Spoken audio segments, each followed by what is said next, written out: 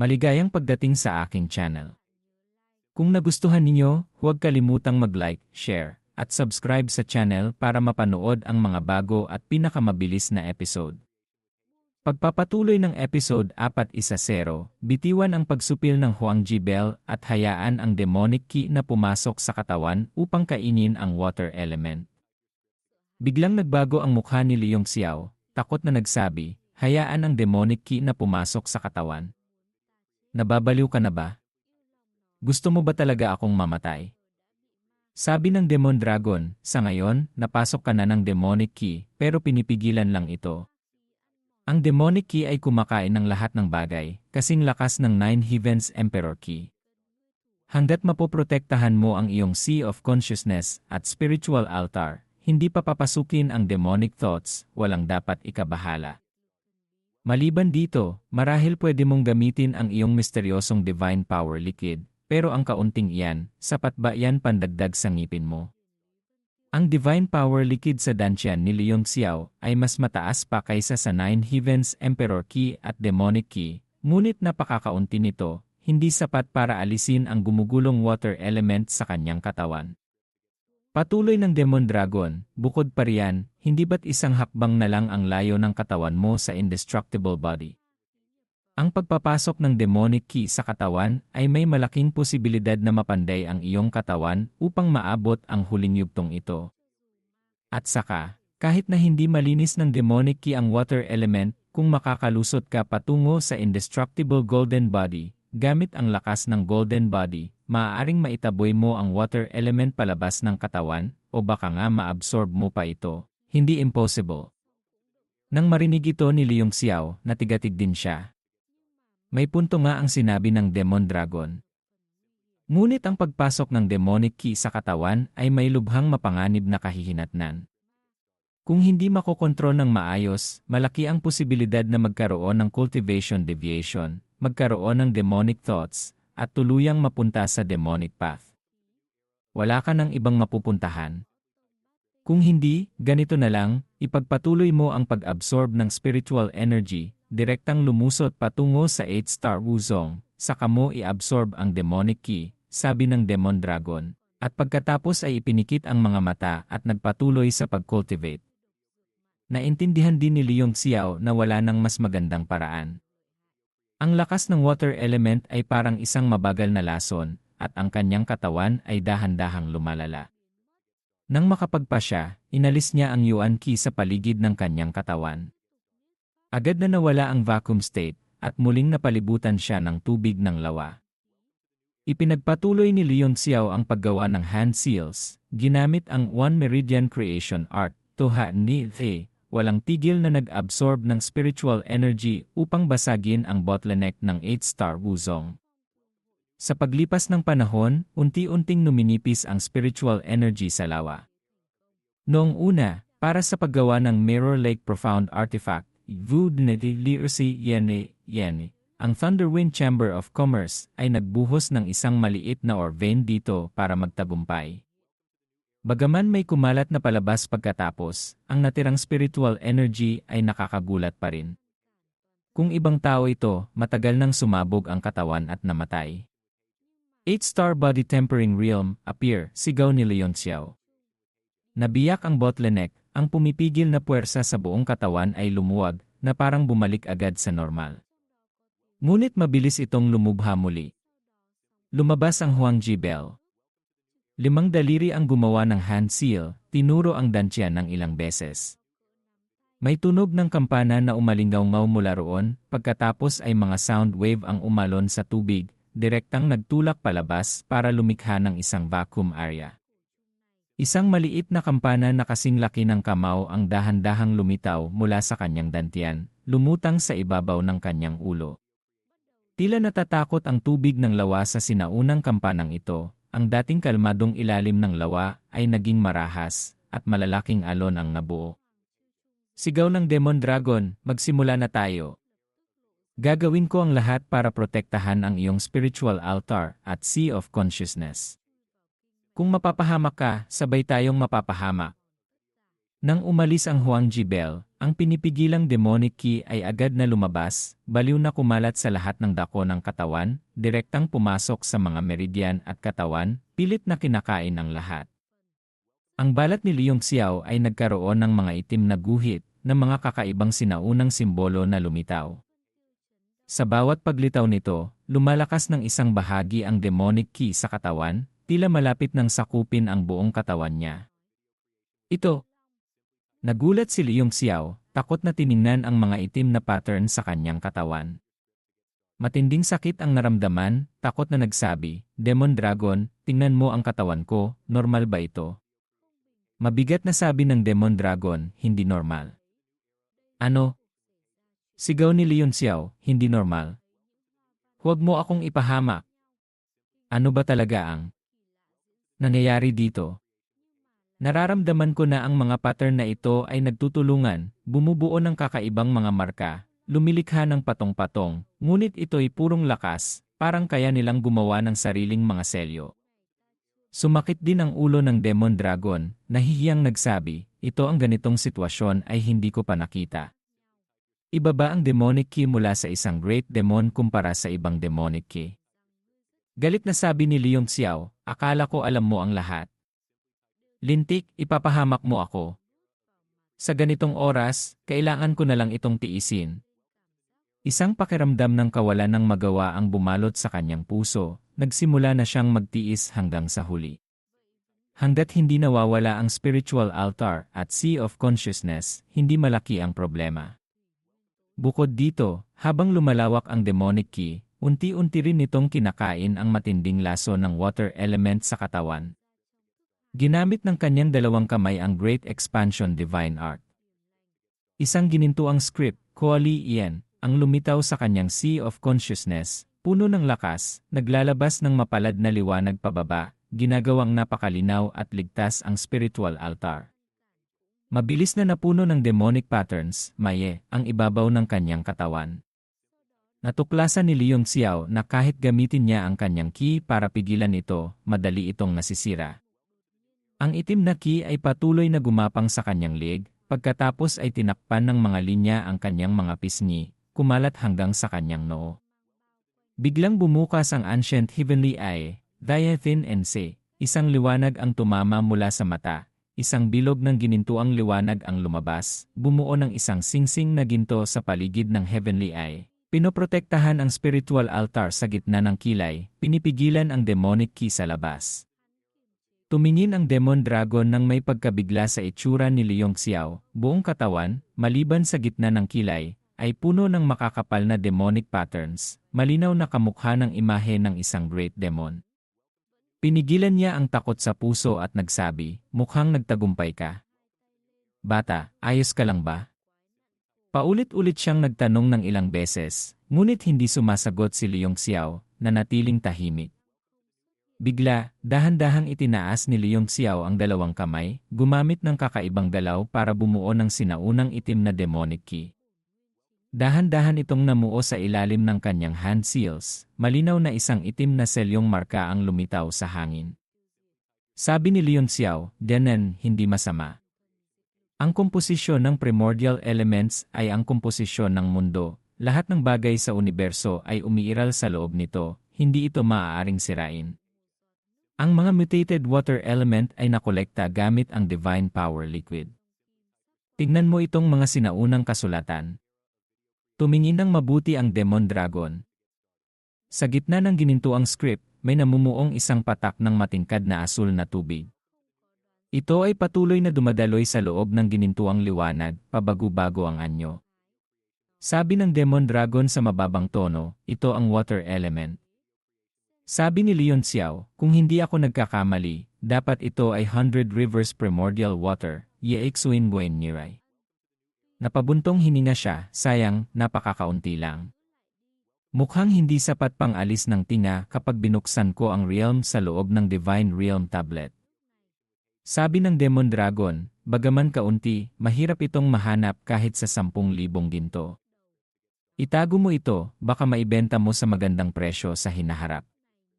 Tungkol naman sa lawa na ito, hindi ko alam kung makakabuo pa ito ng kaunti. Umiling si Leong Xiao, walang kabuluhan. Sa lawa na ito, pinakamarami ay isang patak lang ng 100 rivers primordial water. Na-refine ko na ang mahigit kalahating patak. Masyadong malakas ang kailangan para i-refine ang natitira sa lawa, at ang demonic key sa katawan ko ay gumagawa ng gulo. Ang pagpunta sa ilalim ng lawa na ito ay hindi na sayang. Binaliktad niya ang kanyang kamay, agad na itinago ang kalahating patak ng 100 rivers primordial water sa Divine Realm tablet. Tumingala siya sa kalangitan sa labas ng vacuum state, malinaw ang tubig ng lawa ngunit hindi makita ang langit. Hindi ito isang formation restriction, kundi isang profound artifact restriction. Para masira ito, kailangan gumamit ng lakas. Naging malamig ang tingin ni Leong Xiao, binuksan ang kanang kamay. Isang malamig na ki ang namuo sa kanyang palad, isang malamig na sandata ang gustong lumipad palabas. Yuan, Lovin. Hayaan mong makita ko kung ang Northern Heaven Freezing Star Iron Sword, Yil Thin Nyal Tin Thit Kim, mo ay nakaranas na ng entire lightning tribulation, sigaw ni Leong Xiao. Sa wakas, ang malamig na ki sa kanyang kamay ay namuo bilang isang liwanag, isang malamig na liwanag mula sa kalawakan. Hawak niya ang Northern Heaven Freezing Star Iron Sword. Paglabas pa lang ng Northern Heaven Freezing Star Iron Sword, agad na kumulo ang lawa, ang tubig sa paligid ay nagsimulang umalon ng hindi mapakali. Tumagos ito sa ibabaw ng lawa na muo sa kalangitan. Nagsimulang mamuo ang mga thundercloud, Lian. Sa sandaling ito, sa labas ng lawa, ilang oras nang naghihintay ang lahat. Unti-unti, nawalan na sila ng pasensya, nagsimula ng mairita. Ano ba talaga ang nangyayari? Tatayo lang ba tayo dito at hindi aalis? Isinugal ko ang buhay ko para makakuha ng isang record needle, hindi para maglakad-lakad lang. Tumahimik ka. Kung magaling ka, umakyat ka doon. Sige nga, sirain mo ang mahiwagang lawa na yan para sa amin. Buwisit. Ang daming eksperto dito pero parang mga tuod lang. Kung may wuzon cultivation level lang ako, matagal ko nang sinampal at binasag ang lawa na yan. Bakit pa tayo magpapatumpik-tumpik dito? Alam mo namang hindi ka wuzon, kaya manahimik ka na lang. Kapag nainis mo ang mga ekspertong yan, mamamatay kang walang paglilibingan. Nagsimula ng magbulong-bulungan at magreklamo ang mga tao, ngunit walang nangahas na humakbang palapit sa kakaibang lawa sa harap nila. Sa wakas, hindi na nakatiis si Ding Ling Yang Master Yun ay matagal nang nawalan ng kontak. Sa tingin ko, nakulong siya. Pwede bang magtulungan tayong lahat para sirain ang lawa na ito? Hindi siya pinansin ni Tan Dijun, sa halip ay lumingon at nagsabi, kanina, sa ilalim ng lawa, may mahinang tunog ng kampana. Iniisip ko kung nagkamali lang ako ng dinig. Naramdaman niyo ba? Natutuwang sabi ni Ding Ling kung gayon, totoo nga. Mula sa ilalim ng itim na kapa, may boses na narinig, malabo ko ring narinig ang tunog ng kampana. May tunog talaga ng kampana. Siguradong nahihirapan si Leong Xiao sa loob. Dahan-dahang nagsalita si Xun Ziming, winawagayway ang kanyang feather fan, hindi ko alam kung kailangan niya ng tulong natin. Bagaman paputol-putol at mahina ang tunog ng kampana, may ritmo ito, hindi nagmamadali o mabagal. Sabi ni Tan Dijun, Delen, maghintay pa tayo ng kaunti. Basta't hindi tayo nagmamadali, may ibang magmamadali. Bahagyang ngumiti si Xiao Minghui, siguro ang grupo ng Chamber of Commerce. Mapang-asar na sabi ni Tan Dijun, sa tingin ko, hindi na sila makakapagpigil pa. Pagkasabi pa lang, ang mahigit 10 puwersa ng Chamber of Commerce, pinamumunuan ng Thunderwind Chamber of Commerce, ay dumating, puno ng malamig na ngiti ang mga mukha. Mula sa malayo, tumawa ng malakas si Jailin, haha. Bakit kayo nakatayo sa tabi ng lawa at nagpapahangin? Haha, malamig na tumawa si Tan Dijun, napagod na rin kami sa pagtatago sa isang tabi at panonood. Ngayon lang kayo lumabas. Namula ang mukha ni Jailin, mahinang nagsabi, hindi ko maintindihan ang sinasabi ni Sec Master Tan. Isang lawa lang sa harapan, paano nito mapipigilan ang Bido Sec, Tianzi Sec, Crescent Moon Sec, at napakaraming alipors? Sabi ni Tan Dijon, dahil nandito na ang may-ari, dapat nyo nang alisin ang restriction nito. Para makalakad na ang lahat. Itinaas ni Jailin ang kanyang mga kamay at tumingin sa langit. Talagang hindi ko maintindihan kung bakit sinasabi ni Sec Master Tan ang mga bagay na ito. Naging madilim at malamig na parang yelo ang mukha ni Ding Ling-er, galit na nagsabi, mapanlinlang at tusong salita para lokohin ang mga tao. Ito ba ang Thunderwind Chamber of Commerce? Hindi ba kayo natatakot na kapag kumalat ito, magiging katatawanan kayo ng buong mundo? Biglang nagbago ang mukha ni Jailin, kumislap ang malamig na liwanag, galit na sinabi bawat salita, Ding Ling-er. Ang pagkain, pwede kang kumain ng mali. Kapag kumain ka ng mali, pinakamasama na ay ikaw mismo ang mamatay. Ang salita, hindi pwedeng magsalita ng mali. Dahil kapag nagsalita ka ng mali, posibleng mamatay ang buong pamilya mo. Ang pinakamahalaga sa isang Chamber of Commerce ay ang reputasyon. Kung hindi maganda ang reputasyon mo, hindi na kailangan ng iba para sirain ang iyong pangalan, ikaw mismo ang pumutol sa iyong pundasyon. Nanlamig ang puso ni Ding Ling-er, malamig na umiti, Jailin, kaya mo lang apihin ang mahihina. Tunay niyang isang bayani. Namula si Jailin, galit na galit. Mahigpit na sumigaw si Fang Qianhe, sino ka sa akala mo? Bakit ka nangangahas na magsalita ng ganyan kay President Jailin? Ikaw na mismo ay puwersa ng Chamber of Commerce, pero malinaw na kasama ka ng mga basura ng South Fire City. Isa kang traidor. Magsalita ka pa ng isang salita, uunahin kitang ipadala sa kanluran. Kumislap ang malamig na liwanag sa kanyang mga mata. Matagal nang humina ang Purple Cloud Chamber of Commerce, maaga o huli ay mapapasa kanya rin ito. Biglang nagkaroon siya ng ideya na gamitin ang pagkakataong ito para patayin si Ding Ling-er, pabilisin ang proseso ng pag-agaw. Sa pag-iisip nito, ang Wuzun aura sa kanyang katawan ay sumambulat, dumiretso sa harapan, agad na tinutok kay Ding Ling-er, ngumisi at nagsabi, President Ding Ling-er, kung wala na ang puso mo sa Chamber of Commerce, huwag mong sisihin ang aming Chamber of Commerce sa hindi pagkilala ng utang na loob. Ngayon, ako, si Fang Qianhe, ang mag-aalis ng salot para sa Merchant Alliance, ihahatid kita sa langit. Hehe, dahil sa iyong dalisay na itsura at magandang tindig, kung papayag kang maging laruan sa ilalim ng aking hita, pagsilbihan mo ako ng maayos, baka patawarin pa kita at hindi kita patayin. Ang aura sa kanyang katawan ay dumagan. Namutla ang mukha ni Ding Ling-er, naggangalit ang mga ngipin, walang bahid ng dugo sa mukha, kahit magsalita ay hindi niya magawa. Pilit niyang pinakilos ang kanyang yuan power, pinilit sabihin ang dalawang salita, walang hiya. Kinabahan din si Mudongni. Bagaman hindi niya kilala si Ding Ling-er, kasama ito ni Leong Xiao, kaya siguradong kaibigan ito. Ang kaibigan niya ay kaibigan din niya. Nagmamadali siyang tumingin kay Tan Dijon, sumigaw, Vice Sec Master. Tumingala si Tan Dijon, nagsabi, oh. Ang ganda ng panahon ngayon, ah. Haha, napakaganda nga. Libo-libong milya na walang ulap, napakalinaw. Ngumiti rin si Xun Ziming. Ang itsura nilang dalawa ay nagpakita na ng kanilang saloobin, na nagpagalit sa puso ni Mudongni, ngunit wala siyang magawa.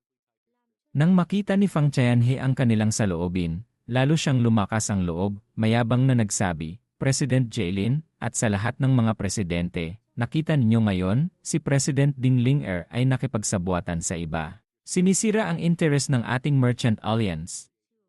Talagang kasuklam-suklam.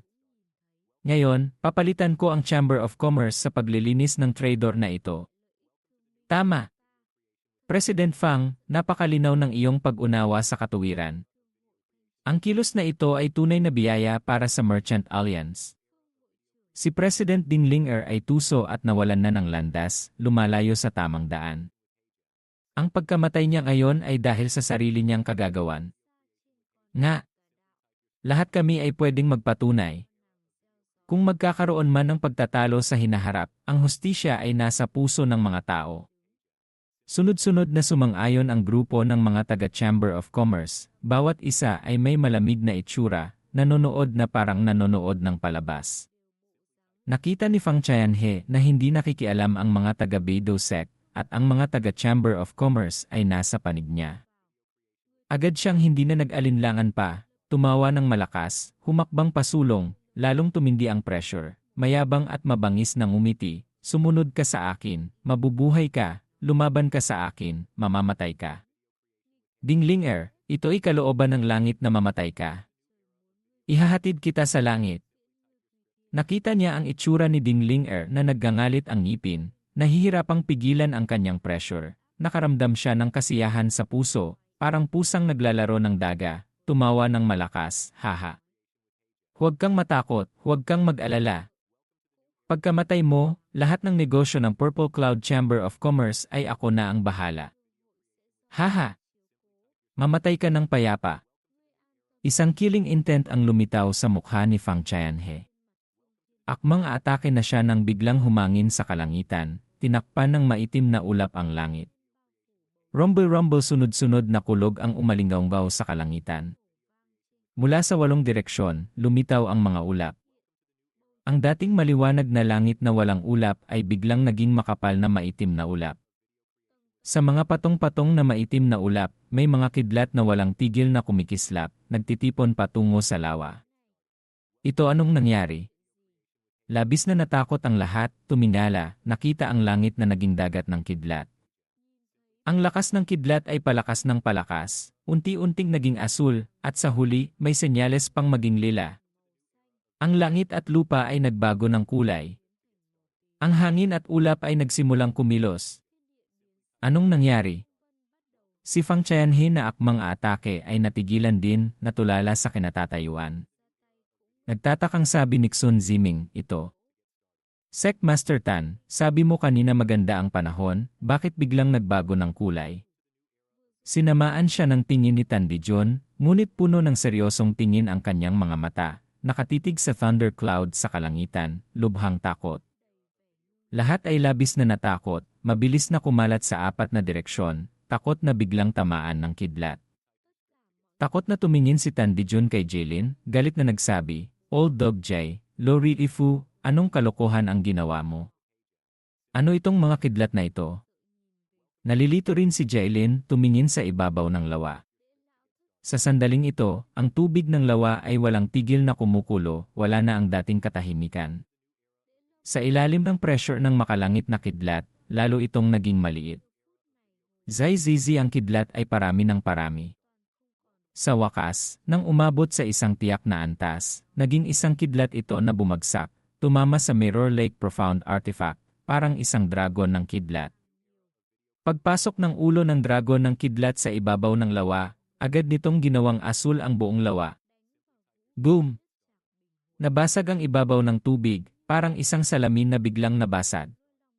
Tumalsik ang mga tilamsik ng tubig sa langit, bumagsak sa 4 na direksyon na parang ulan. Ang Mirror Lake Profound Artifact ay isang 8-tier Profound Artifact lamang. Paano nito mapipigilan ang 9th-tier Lightning Tribulation? Pagkatapos, mapigilan ng ilang kidlat, sumabog ito ng malakas na durog. Sa gitna ng asul na kidlat, isang anyo ang lumipad palabas mula sa loob, ang espada sa kamay ay nagliliwanag. Lahat ay natigilan. Nanlaki ang mga mata, nakatitig sa pamilyar na anyong iyon. Nag-init ang mga mata ni Dinglinger, tumulo ang luha, humalo sa tubig ulan na bumabagsak, hindi na makilala. Ang anyong iyon ay parang tumatapak sa kidlat, bawat hakbang sa ilalim ng paa ay nagbubunga ng isang liwanag ng kidlat. Lumitaw ang tunay na anyo mula sa Mirror Lake Profound Artifact, isang malamig na boses ang umalingaw-ngaw, hindi maganda ang pandinig ko. Sino ang nagsabi kanina na gustong ipadala ang kaibigan ko sa langit?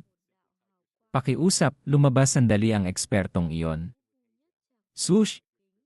Ang mga tao sa tabi ni Fang Qianhe ay biglang nagsyatrasan, iniwan si Fang Qianhe na nag-iisa. Sa ilalim ng aura ni Leong Xiao, hindi sinasadyang umatras si Fang Qianhe. Biglang tumingin si Leong Xiao kay Fang Qianhe, may bahid ng apoy sa boses, kaya pala si President Fang. Pakiusap, ulitin mo ulit. Gusto kong marinig ng malinaw. Nanginig ang buong katawan ni Fang Qianhe. Ang tingin nito ay seryoso, na para bang siya mismo ang tinamaan, napakailang sa pakiramdam. Siya ay isang 7-star Wuzon, ngunit sa pagtitig ng isang Wuzong, nakaramdam siya ng takot. Sa kanyang puso, lalo siyang nataranta, umatras pa. Hindi huwag na nating pag-usapan. Sa mundong ito, hindi lahat kailangang sabihin. Tumaas ang talukap ng mata ni Leong Xiao, ang liwanag na kumikislap ay hindi mahulaan, mayroon pang kidlat na kumikislap doon. Ang asul na kidlat na bumabalot sa langit ay nagpamukha sa kanya na parang Diyos ng kulog na bumaba. Ang buong kalangitan ay nababalot ng asul. Bilyon-bilyong taon ang lumipas, ang mga bituin ay hindi namamatay, ang walang hanggang lakas ng sinaunang panahon, nagtitipon sa ilalim ng aking espada.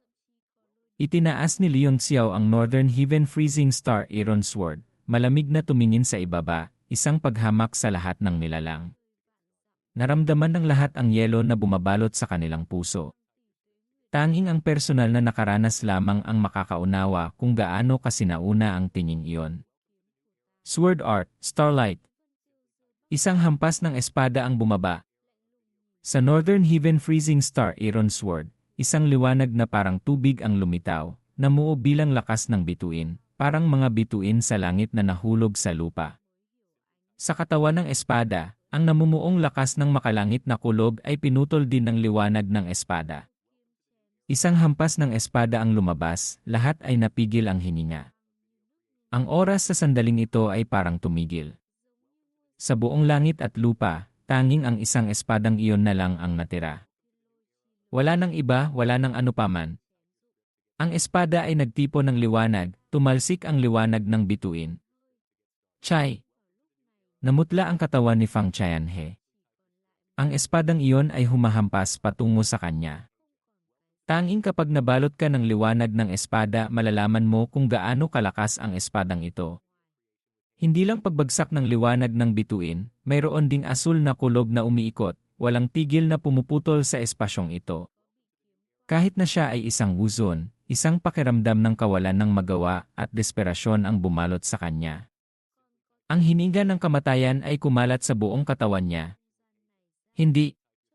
Ako ay isang 7-star Wuzon. Isang pinuno. Paano ako mamamatay ng ganito sa kamay ng isang Wuzong? Nagsisigaw siya ng parang baliw. Sa sandaling lumitaw ang pakiramdam ng kamatayan, kasabay nito ay puno rin ng pakiramdam ng kahangalan. Bagaman nakakagulat ang aura ni Leong Xiao sa sandaling ito, ang kanyang aura ay lumampas na sa sakop ng Wuzong. Kahangalan! Kahangalan! Kahangalan! Sumigaw si Fang Qianhe ng 3 beses. Ang aura sa buong katawan niya ay umabot sa sukdulan. Ang lakas ng kanyang dumain ay mabilis na umurong, bumuo ng depensa sa paligid niya na parang totoo, kitang-kita. Sa kanyang kamay, isang mahabang sibat ang lumitaw, naglabas ng ugong ng dragon na umalingaw-ngaw sa lahat ng dako. Bagaman nataranta siya sandali, siya pa rin ay isang 7-star Wuzon.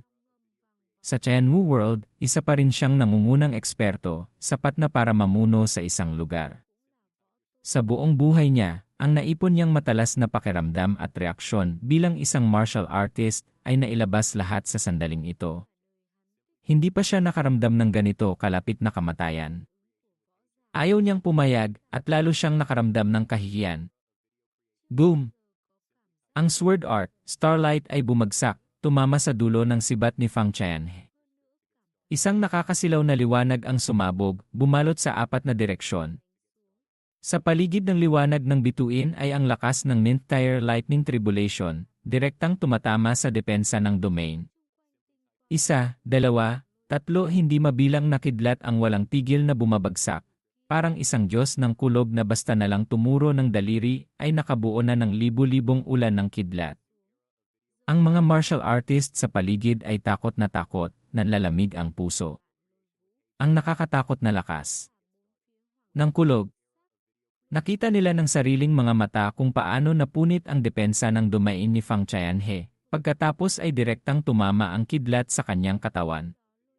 Bagaman napigilan ng mahabang sibat ang liwanag ng espada, hindi nito napigilan ang lakas ng Ninth Tier Lightning Tribulation. Pagkatapos ng ilang sandaling pagpipigil, sa wakas ay pumasok ang kidlat sa kanyang katawan. Sumigaw siya ng napakasakit. Ang kidlat ay unti-unting natapos. Ang katawan ni Fang Tianhe ay hirap na hirap, ang kanyang buhok ay matagal nang nakalugay, ang mahabang buhok ay nakatayo na parang mga karayom, nakakatakot ang itsura. Pagkatapos ng pag-atake, ang maitim na ulap sa langit ay agad na unti-unting nawala, lumitaw ang maliwanag na kalangitan, bumalik sa dating anyo. Ngunit ang lawa sa lupaing ito ay nawala na rin, tanging ang baku-bakong lupa at mga durog na bato ang makikita. Lahat ay natakot sa lakas ng kalikasan, pakiramdam nila ay tuyo ang kanilang lalamunan. At si Fang Tianhe, hawak ang mahabang sibat, nakatayo pa rin doon. Ngunit pagkatapos noon, sumuka siya ng isang bibig ng dugo, ang lakas ng kanyang katawan ay humina, bigla siyang tumanda ng ilang dekada. Baluktot ang likod, itinusok niya ang sibat sa lupa, ginamit itong panukod sa kanyang katawan. Tumingala siya, nakita si Leong Xiao na papalapit mula sa malayo, takot na sumigaw, hindi. Huwag kang lalapit. Sumusuko na ako. Lubusan na akong sumusuko. Ginamit niya ang sibat bilang tungkod, walang tigil na umatras, walang magawang tumingin sa mga tao. Tumingin kay Jaylin, nagmamadaling tumakbo palapit, sumisigaw, President Jaylin, iligtas mo ako. President, iligtas mo ako. Akmang lalabas si Jaylin para magsalita nang bigla niyang nakita ang tingin ni Leong Xiao sa kanya. Sa malinaw na mga matang iyon, may dalang kakaibang pulang kulay, na parang isang buwan ng dugo na bumabalot, na nagpagulat sa kanya. Ang liwanag ng Northern Heaven Freezing Star Iron Sword ay parang sinag ng araw na tumatama sa lahat ng dako, sumasalamin sa kanyang mga mata. Natakot si Jaylin, umatras ng isang hakbang, hindi nang ahas na lumabas para tumulong. Ang kilos na ito, bagaman nagpataka sa mga nanonood sa labas, walang sinuman ang lumabas para tumawa o manghamak. Dahil naramdaman nila ang makalangit na lakas kanina, marahil maliban sa Nine Heavens Woody, walang sinuman ang makakalaban dito. Iligtas ka. Ang taong gusto kong patayin sa langit at lupa na ito, walang makakapagligtas. Bumukas ang Ancient Heavenly Eye sa gitna ng kilay ni Leong Xiao. Ginamit niya ang malaking soul power, agad na nagpakawala ng isang sinaunang malakas na hangin, dahil ni Senjifeng, naging isang wind blade na pumutol. Hindi ko gusto. Pakiusap, patawarin mo na ako. Sa sandaling ito, wala nang yuan power si Fang Tianhe. Lubusan siyang nanlupaypay sa harap ng lakas ng wind blade. Kahit ang sibat na panukod sa katawan ay hindi na niya maitayo. Swoosh! Isang tunog ng pagputol ang umalingaw-ngaw. Nakita ang ulo ni Fang Tianhe na direktang lumipad pa itaas. Ang sariwang dugo ay tumalsik na parang bukal, umabot ng ilang metro ang taas. Ang matingkad na pulang dugo ay talagang maningning at maganda, nagpalamig sa puso ng lahat. Ang imahe ni Leong Xiao bilang isang killing star ay malalim nang nakatanim sa puso ng lahat, nakaukit sa kanilang mga buto. Ang pagkamatay ni Fang Tianhe, ang visual impact sa lahat ay napakalaki. Sa loob ng ilang minuto ng katahimikan, tanging ang tunog na lang ng dumadaloy na dugo ang maririnig. Habang unti-unting humihina ang pagdaloy ng dugo, at humihina ang tunog, saka lang napagtanto ng lahat na ang kanilang nakita ay hindi ilusyon, kundi si Fang Tianhe ay talagang patay na. Bagaman lahat ay labis na nagulat, ang pinakamatinding takot ay naramdaman ni Ding Ling at Jaylin. Ang una ay itinuring siyang pinakamalaking kaaway, kahit sa panaginip ay gusto siyang mamatay. Ang pangalawa ay kasamahan niya, hindi gaanong nagkakalayo ang lakas. Ngayon, ganito na lang siyang namatay sa harap nila. Ang 7-star Wuzun ay parang ordinaryong tao lang, kapag naputulan ng ulo ay namamatay, nagiging isang bangkay na walang ulo. Sa Southfire City, matagal nang walang Woody na lumitaw. Ang Wuzun pa rin ang pinakamataas na nilalang. Ngayon, natuklasan ng lahat na sa katotohanan, sila ay tulad lang din ng ordinaryong tao, walang pinagkaiba. Sa harap ng mas malakas pa, sila ay mga langgam lamang. Ngunit ang pagkamatay ng ganitong klasing eksperto, bawat isa ay huminga ng malamig, nanlamig ang buong katawan. Tumingin sila kay Leong Xiao, isang wuzong na nilalang ngunit parang isang killing star. Ang ginamit niyang isang espada na yumanig sa langit at lupa ay direktang pumatay ng isang Wuzon. Bakit may ganitong kahangalan na nangyayari? Tulad ni Fang Qianhe, hanggang sa mamatay ay mahirap paniwalaan. Ngunit anuman ang mangyari, walang sinuman ang nangahas na magkaroon ng balak na kalabanin si Liu Xiao. Kahit si Tan Dijun ay nakaramdam ng matinding pagkabigla. Ngunit mas maraming iniisip si Tan Dijun. Ang Ninth Tier Lightning Tribulation na ginamit ni Liu Xiao kanina ay napagkamalan niyang Thunder Transformation Divine Art, Halitie Kuit. Iyon ay tiyak na Thunder Transformation Divine Art. Hindi mapakali ang puso ni Tan Dijun. Hindi katakatakang ito ang Thunder Transformation Divine Art, ang pinakamalakas na martial skill at teknike sa alamat ng Bido Sect. Kaya pala nitong lumampas sa dalawang malalaking realm para pumatay ng tao. Langit. Kailangan ko itong makuha kahit anong mangyari. Napagkamalan niyang Thunder Transformation Divine Art ang Ninth Tier Lightning Tribulation. Hindi lang siya, kahit si Xun Ziming ay ganito rin ang naisip. Puno ng hindi mapigilang pagkabigla ang mukha, mabilis na nag-isip sa puso kung paano makukuha ang cultivation technique na ito. Gulp-gulp matagal bago nakalunok ng laway si Jaylin.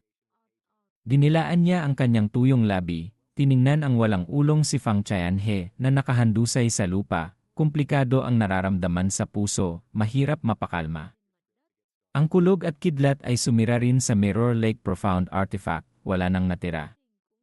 Ang Gate Suppressing Treasure ng Thunderwind Chamber of Commerce sa South Fire City at si Fang Qianhe, ang kanyang pinakamakapangyarihang katulong, ay nawala sa loob lang ng wala pang kalahating tasang tsa. Pakiramdam niya ay naputol ang dalawa niyang braso. Ang orihinal na magandang plano, ipahayag ang balita tungkol sa South Fire Gold Star Source, patuloy na pahinain ang mga lokal na puwersa, at makamit ang kanyang sariling mga layunin. Ngunit ngayon, walang nasaktan sa mga lokal na puwersa, habang siya naman ay nawalan ng isang 7-star Wuzon at isang 8-tier Profound Artifact. Ang pinsalang ito ay talagang malubha, parang direktang kinuha ang kanyang buhay. Bukod dito, humingi ng tulong si Fang Qianhe sa kanya kanina, ngunit umatras siya noon. Sa mata ng mga taga-Chamber of Commerce, ito ay isang hindi mapagkakatiwalaang kilos na direktang makakaapekto sa kanyang posisyon sa Merchant Alliance ng South Fire City. Naging madilim at masama ang mukha ni Jaylin kaysa kaninuman. Muli siyang tumingin kay Liu Xiao. Wala na ang aura na parang Diyos ng kulog na bumaba kanina, bumalik na siya sa anyo ng isang ordinaryong binatang wuzong. Bukod dito, maputla ang kanyang mukha, halatang ang pagpatay kay Fang Qianhe kanina ay umubos ng malaking lakas. Napuno ng pagsisisi at pagkadismaya ang puso ni Jaylin kung tumulong siya para iligtas si Fang Qianhe kanina, malaki ang posibilidad na mailigtas niya ito. Kahit na umatake para patayin si Liu Xiao, malaki rin ang tsansa. Ngunit ngayon, tanging pagsisisi na lang ang natitira sa kanyang puso. Si Ding Linger naman ay tulalang nakatayo doon. Bigla niyang naramdaman na nagkaroon ng malaking agwat sa pagitan nila ni Liu Xiao. Akala niya dati ay wuzong lang ang kalaban at malakas lang sa alchemy. Siya naman ay presidente ng isang Chamber of Commerce, kaya't hindi malaki ang pagkakaiba nila. Ngunit ngayon, kaya pala nitong pumatay ng 7-star Wuzon sa isang espada. Kahit nakitang-kita ang katotohanan, hindi pa rin siya makapaniwala, pakiramdam niya ay nananaginip siya. Lalong hindi siya makapaniwala na ito ay isang halimaw na malakas sa parehong alchemy at martial arts. Siya ay parang nasa tuktok na ng mundo, habang siya ay isang ordinaryong presidente lang ng Chamber of Commerce. Paano siya makakaharap sa kanya ng masaya? Biglang lumitaw sa kanyang puso ang isang malaking pagkakaiba, pakiramdam niya ay wala siyang karapatang maging kaibigan ni Liu Xiao. Isang pakiramdam ng paggalang at takot ang lumitaw sa kanyang puso. Ito rin ang batas ng Qi paggalang sa malakas na matagal nang umiiral sa Tianwu World. Ang isang kaibigan, ang katayuan at posisyon ay hindi dapat nalalayo sa iyo. Kung masyadong malaki ang agwat, magkakaroon ng hadlang. Si Ding Linger ngayon ay nakaramdam na ng malaking paggalang at takot. Haha! Bata, talagang ayos ka lang. Hindi mo ako binigo. Pagkatapos ng pagkabigla ni Tan Dijun, tumawa siya ng malakas. Ang palakaibigang itsura sa kanyang mga mata ay halata, ngunit mayroon ding malaking pag-ingat. Ang Thunder Art na ginamit ng kalaban kanina, kahit na hindi siya kayang patayin, ay may malaking banta. At ang malademonyong movement technique ni Leong Xiao, wala siyang magawa laban dito. Ang ganitong sitwasyon ay lalong nagpapahirap sa kanya. Lumingon si Leong Xiao. Ang tingin niya ay hindi pala kaibigan, bagkus ay tumingala siya, mahinang nagsabi, libu-libong milya na walang ulap, ang panahon ay masasabing hindi masama, Bahagyang nahiya ang mukha ni Tan Dijun. Alam niyang nagrereklamo ang kalaban tungkol sa sinabi niya kanina, ngunit wala siyang magawa. Umiti na lang siya ng alanganin, haha. Hindi masama. Talagang hindi masama. Biglang tumutok ang mga mata ni Leong Xiao, naging matalim na parang patalim na tumatagos sa katawan ni Tan Dijun, malamig na nagsabi, isinugal ng yaong. Master, na ito ang buhay para mag-explore para sa inyo. Ang kaibigan ko ay napunta sa panganib, pero kayo ay malinaw na tinitingnan ang napakagandang panahon. Napakaganda nito. Ang tingin ni Leong Xiao ay tumama kay Tan Dijun, pagkatapos ay kay Xun Ziming. Pareho silang nahiyang yumuko, hindi nangahas tumingin ng diretsyo. Mapait na nag-isip si Tan Dijun, mukhang may sama ng loob na sa akin ang taong ito. Ang pagkuha ng Thunder Transformation Divine Art ay mukhang hindi magiging simple. Sa wakas ay nakabawi si Jaylin, galit na nagsabi, Leong Xiao. Naglakas loob kang patayin si Fang Qianhe. Talagang dapat kang mamatay. Hinamak siya ni Leong Xiao ng isang tingin, mapanghamak na nagsabi, anong pinagsasabi mo? Ang pagpatay sa kanya ay parang pagpatay lang ng aso. Kung hindi ka sang-ayon, sumama ka na rin sa kanya. Mamatay. Sa pagkakataong ito, natakot ang lahat. Nakita nilang hindi pa nakakabawi ang mukha ni Leong Xiao, lalo silang nawalan ng pag-asa. Gusto ba talagang patayin ng batang ito ang dalawang wuzon? Talaga bang mayroon siyang ganitong kakayahan na lumalaban sa langit? Natakot din si Jaylin sa mga salitang ito. Hindi niya inaasahan na ganito kawalang hiya ang kalaban, walang iniiwang puwang. Agad siyang natigilan doon. Hindi alam kung aatake o hindi. Natutuwa naman si Tan Dijun sa puso, umaasang magkakaroon ng alitan ang dalawa. Kung maglalaban sila, mas maganda. Agad siyang nang asar, Denny. Old Dog Jay, Yilifu, kaya mo lang umasa sa ilang tableta para magpakitang gilas sa kama. Dito, hindi bagay sa iyo. Haha. Pagkatapos ng matinding pressure, tumawa ng malakas ang mga martial artist ng lokal na puwersa, lahat puno ng panghahamak, hawak ang tiyan sa katatawa. Ang mukha ni Jaylin ay naging kulay atay ng baboy. Maaaring patayin ang isang ginoo, ngunit hindi maaaring hiyain. Lalo na ang paghiya sa kanyang kakayahan bilang lalaki. Ito ay isang bagay na hindi matatanggap ng sinumang lalaki, lalo na't tinamaan ni Tan Dijun ang kanyang kahinaan. Tan Dijun, ikaw na matandang tuso. Papatayin kita. Sa wakas, nawala siya sa katinuan, sumigaw ng malakas, sumugod. Ang dalawang kamay ay humampas sa kawalan, sunod-sunod na mga palm print ang tumama mula sa apat na direksyon, nagpayanig ng malakas sa espasyo sa paligid ni Tan Dijun. Nagulat si Tan Dijun. Gusto niyang itulak ang gulo kay Leong Xiao, ngunit hindi niya inaasahan na siya mismo ang madadamay. Pareho silang pikuzon. Kung maglalaban sila, hindi masabi kung sino ang mananalo. Kahit na may manalo, pareho silang magkakasakitan. Labis siyang nainis. Ang mist poison key sa kanyang katawan ay lumipad palabas, naging isang marahas na hangin na lumaban kay Jaylin, galit na sumigaw, ang pumatay kay Fang Qianhe ay si Leong Xiao. Ikaw na matandang tuso, bakit ako ang inaaway mo? Nagliliyab na sa galit si Jaylin, halos wala ng kakayahang mag-isip. Ang mga salitang ito ni Tan Dijun ay lalo pang nagmukhang sinasadyang pang-aasar sa kanya, na hindi siya nangahas lumaban kay Leong Xiao. Lalong nag-aapoy ang kanyang kahihiyan at galit. Sunod-sunod siyang umatake, lahat ng galit ay ginawang mga palm shadows, unti-unti niyang naitulak si Tan Dijun sa dehado. Lahat ng martial artist sa paligid ay umatras. Ang labanan ng Pikuzon ay posibleng magdulot ng malaking pinsala. May ilang walang mata na nadamay, agad na naging abo. Bahagyang kumilos ang anyo ni Leong Xiao, hinawakan ang kamay ni Ding Ling'er, sumulong, nagsabi, hayaan mo silang mag-away. Mas mahalaga na hanapin natin ang kayamanan. Hinila siya ni Ding Ling'er sa kamay. Nakaramdam siya ng kakaibang pakiramdam sa puso, ang kanyang isip ay umugong, nawalan ng kakayahang mag-isip. Sa edad niyang iyon, wala pang lalaking humahawak sa kanyang kamay. Ito ang unang pagkakataon. Young Master yun kayo. Nakita ni Mudong ni naalis na siya, bakas ang pag-aalala sa kanyang mga mata. Ngumiti si Leong Xiao, mauuna na kami. Interesado ka bang sumama? Gusto ring sumama ni Mudong ni, ngunit sa sandaling ito, ang mga tao sa kanyang sekta ay tensyonado at kalaban ng Chamber of Commerce.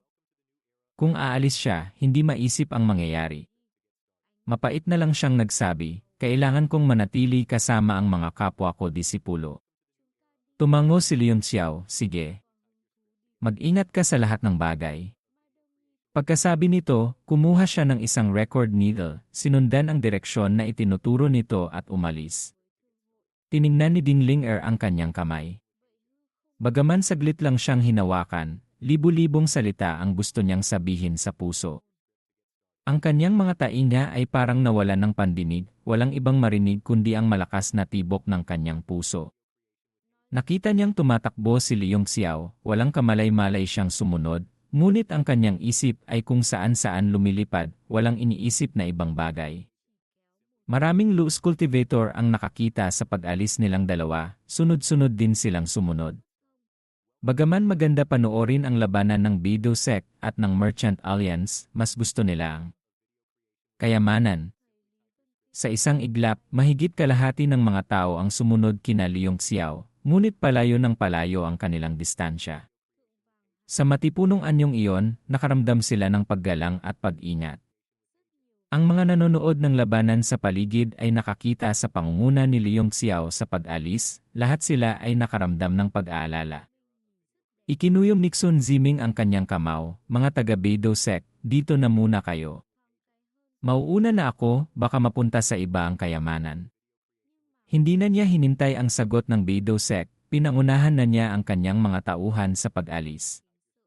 Ang pag-alis ng Jiangxi Sect sa pagkakataong ito ay agad na nag-udyok sa mga puwersa sa magkabilang panig na magsimulang kumilos.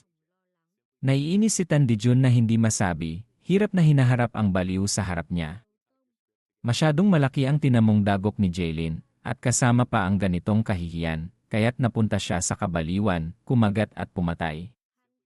Ang tinatawag na hindi sumusuko, ang matapang ang nananalo, hindi nagkakalayo ang lakas nilang dalawa. Sa ganitong sitwasyon, napunta sa panganib si Tan Dijun ng ilang beses, muntik ng malubhang masugatan. Baliw na ito. Lalabanan kita. Nagalit na rin si Tan Dijun. Ang Miss Poison Ki na namumuo sa paligid niya ay unti-unting naging solido, parang baluti na bumabalot sa lahat ng dako.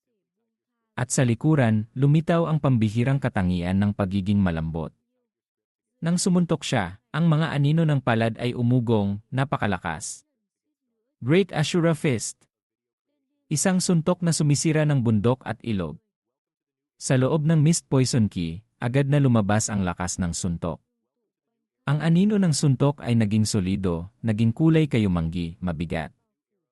Ang lakas ni Jaylin ay umabot sa sukdulan, agad na umurong. Hindi siya nagbago ng galaw, isang suntok lang ang isinukli niya sa kalaban. Ang dalawang puwersa ay biglang sumabog. Isang malaking enerhiya ang kumalat palabas. Hindi lang ang espasyo ang gumuho, yumayanig ang lupa, hindi matatag ang earth veins. Mahigit 10 anyo ang sunod-sunod na lumipad palabas sa 4 na direksyon para maiwasan madamay sa lakas ng hangin, labis na takot sa puso. Jaylin, ikaw na matandang tuso. Kung gusto mong lumaban, sasamahan ka ng sektang ito ngayon. Mamatay nang hindi umaatras. Sa wakas ay sumiklab ang galit ni Tan Dijun. Ang pagiging dehado niya sa laban ay magpapagalit kahit kanino. Ngunit ang mist poison key na namumuo ay naging isang buhawi na umiikot sa paligid niya, na parang nagbibigay ng lakas sa buong mundo. Ang aura ng 9-star Wuzon ay tumaas sa sukdulan. Ang lakas ng dumain ay kayang itaboy ang ibang bagay sa loob ng 1,000 metro, bumubuo ng isang mundo kung saan siya lang ang natatangi. Ang isang suntok ni Jailin ay nagpayanig sa kanya. Ang galit ay unti-unting nawala, sa halip ay kumalma siya. Tiningnan niya si Tan Dijun na parang Diyos na bumaba mula sa langit, nag-alinlangan pa siya. Matandang tuso. Hindi ba't ang galing mo? Halika! Itinaas ni Tan Dijun ang kamay, isang dakma, agad na namuo ang mist poison key bilang isang sandata, direktang hinampas pababa. Ah! Nagbago ang mukha ni Jailin, 2 kamay ang gumawa ng selyo. Nang gumalaw ang selyo sa kanyang kamay, lumipad ito mula taas pababa. Tumama ito sa mist poison key. Basta't masira ang selyo, mawawala rin ito. Nakatayo sa malayo ang dalawa. Gusto pang umatake ni Tan Dijun. Sa wakas ay nagbago ang mukha ni Jailin, sumigaw ng malakas, "Tigil!" Malamig na sabi ni Tan Dijun, "Matandang tuso, hindi ba't gusto mong kumagat? Sasamahan ka ng sektang ito ngayon hanggang sa huli. Tignan natin kung sino ang unang mamamatay." Isang malamig na liwanag ang lumitaw sa mga mata ni Jailin. Sinabi niya sa seryosong tono, "Kanina, ako ang nagpadalos-dalos. Ngunit hindi ka rin dapat magpadala sa emosyon. Ang pagpapatuloy ng laban ay walang pakinabang kaninuman, magpapalala lang ng alitan, at mapapakinabangan lang ng iba. Ganito na lang, ang nangyari kanina, ituring na nating hindi nangyari." "Ile! Sabi mo hindi nangyari, hindi na nangyari. Ganoon kadali?" Galit pa rin si Tan Dijun, umisi, "Dahil napilit mo na ang sektang ito na kumilos, huwag mong asahang matatapos na lang ito." Biglang nagbago ang mukha ni Jailin, mahinang nagsabi, "Ano ang gusto mo? Sabihin mo ng malinaw." Doon lang humupa ang galit ni Tan Dijun, sumigaw, "Simple lang. Magbayad ka ng ilang 10 bilyong yuan stones, tapos na." "Ano? Ilang 10 bilyon?" Galit na sabi ni Jailin, "Gusto mong gamitin ito para mangikil? Tingin mo sa akin tanga?" Hehe, iwinagayway ni Tan Dijun ang kamay, hinigop lahat ng mist poison key sa kanyang katawan, nagsabi, "Ang bagay na ito ay dahil sa iyo nagsimula. Magbabayad ka man o hindi, nasa iyo yon, hindi sa akin. Ikaw na ang bahalang magpasya." Bigla niyang napagtanto na pagkatapos makasalamuha si Leong Xiao, natutunan din niya ang walang hiyang paraan ng panginikil. Nagulat ang mga tao sa paligid. Bilang isang Peak Wuzon expert, gumagawa ng panginikil. Talagang hindi pa naririnig. Nagulat sila. Nanlaki ang mga mata. Galit na galit si Jailin, hindi lang namatay ang kanyang pinakamagaling na katulong, nasira pa ang 8-tier profound artifact. Ngayon, kailangan pa niyang magbayad ng malaking halaga ng yuan stones. Gusto niyang sumugod ulit at makipagpatayan, ngunit pinilit niyang pigilan ito. Dahil hindi siya naging matalino kanina, kaya't kinain niya ang mapait na bunga na ito. Naggangalit siya, galit na nagsabi, "Magbayad ng kaunting yuan stones, pwede. Pero hindi pwedeng presyong langit. 100 milyong mid-grade yuan stones. Kahit isang piraso pa, hindi na pwede." Maganda ang mood ni Tan Dijun. Noong kinikikilan siya ni Leong Xiao dati, ganito rin ang galit niya. Naramdaman niya ito ng malinaw kay Jailin, bumiti siya, 1 bilyon. Kahit isang piraso ang kulang, hindi pwede. Natulala ang lahat. Sa karaniwang araw, ang mga Wuzon expert ay mataas at parang mga Diyos. Ngunit ngayon, para silang mga siga sa kanto, walang hiya-hiya, tumatawad pa ng ganito. Kung may tadhana, kahit 1,000 li ang layo, magkikita. 10 bilyong yuan stones, hindi mahal yan. Libo-libong bundok at ilog, laging may pag-ibig. 1 bilyong yuan stones, pwede ba? Hindi. Ang hangin ng tagsibol ay hindi tumatawid sa Yumen Pass hanggang kamatayan. Gusto ko ng 8.3 bilyon. Lahat ng tao sa mundo ay may tunay na pag-ibig. Pwede bang bawasan ng 1 piraso? Napakamakatwiran na ng presyo. Magbabayad ka ba o hindi, nasa iyo na yan. Napatumba ang lahat, pinagpawisan, tahimik. Sabi ni Tandijon, hindi bababa sa 5 bilyon. Ayaw nang makipag-usap pa ng sektang ito sa'yo. Kahit saan pa man, kung gusto mong umupa ng isang PQ zone para kumilos, tiyak na hindi bababa sa halagang iyan. Alam ni Jaylin na mahirap nang bumaba pa. Napilitan siyang pumayag habang naggangalit, lihim ng umisi sa sarili, nag-iisip, pansamantalang papayag muna ako sa'yo. Pagkatapos ng paghahanap ng kayamanan na ito, hindi ka patiyak na buhay. Kahit na makatakas ka pa, sa oras na yon, ako naman ang maniningil sa'yo. Pagkatapos ng tawaran, natapos ang alitan nilang dalawa. Sabay silang lumipad patungo sa direksyong itinuturo ng record needle, ngunit malayo ang pagitan nila, nag-ingat sa isa't isa. Sina Leong Xiao at Ding Ling-er ang nanguna sa lahat. Ang Death Zone mountain range na ito ay napakalaki, puno ng iba't ibang panganib sa loob. Ngunit dahil magkakasama ang lahat, payapa naman sila. Biglang may naramdaman si Leong Xiao sa puso, bahagyang ngumiti, tumigil na rin ang dalawang tanga. Nagtatakang sagot si Ding Ling-er, hindi alam kung sino ang tinutukoy ni Leong Xiao. Maya-maya lang ay napagtanto niya, ang tinutukoy mo ay sina Tandijon at Jaylin. Bakas ang pagkabigla sa kanyang mukha, nasa 100 lina ang layo natin, nararamdaman mo pa rin sila. Ngumiti si Leong Xiao, huwag mong kalimutan, isa akong alchemist na kayang talunin si Mo Huayuan. Ang battle intent ng 2 PQ zone, kahit 1,000 li ang layo, ay mararamdaman pa rin. Natakot si Ding Ling-er sa puso.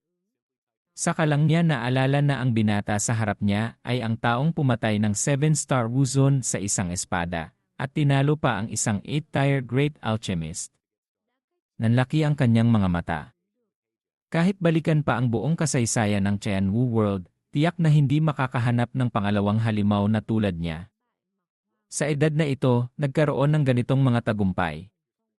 Labis siyang humanga sa puso.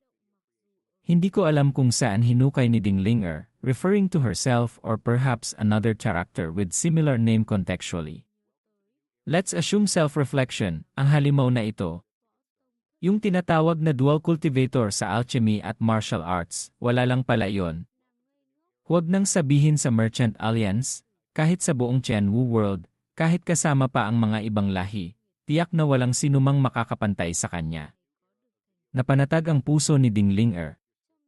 Sa pagkakataong ito, walang mangyayari sa Qianyuan Chamber of Commerce, assuming this is a related entity or mistake, original text had purple cloud.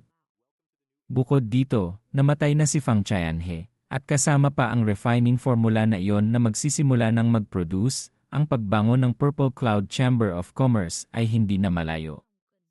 Habang siya'y nag-iisip, biglang nagsalita si Leong Xiao, mag-ingat ka, mukhang ito'y isang natural na ilusyon. Tumingin ka sa record needle, sundan mo ito. Nagulat si Ding Ling-er sa kanyang puso, lumingon siya ngunit hindi makita si Leong Xiao. Sa harap niya ay makapal na hamog lamang, walang ibang bagay. Agad niyang kinuha ang record needle at maingat na sinundan ito. Sabi-sabi, ang Death Zone ay may natural na ilusyon, mahirap makaligtas ang sinumang pumasok. Hindi alam kung paano ito nagawa ng Thunderwind Chamber of Commerce, at nagawa pa nilang gumawa ng record needle sa lugar na ito.